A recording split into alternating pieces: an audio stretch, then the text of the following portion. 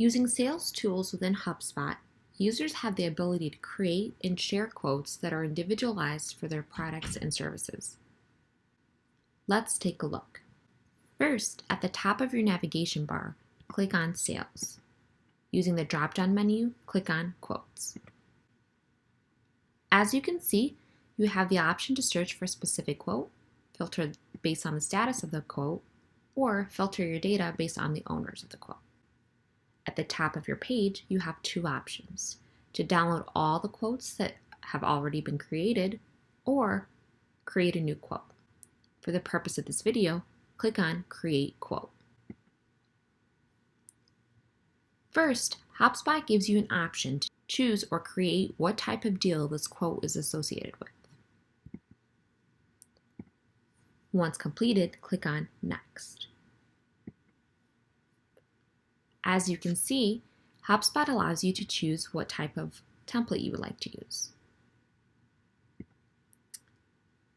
Set an expiration date, adding comments to the buyer, any purchasing items. Once completed, click on Next. Here is where you select the buyer's contact information. This is what will appear on the quote.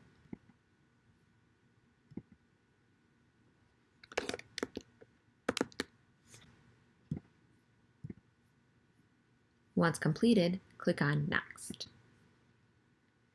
This is where you would add your information. Click on Next. Within this section, it allows you to review the line items you want to show within your quote. Once completed, click on Save. If you would like to create a custom line item, you can click on here or select from the product library. Click on Add. Once completed, click on Next. Here, you have an option of whether to include a signature, include a space for a written signature, or use an e-signature. You can also connect payment options.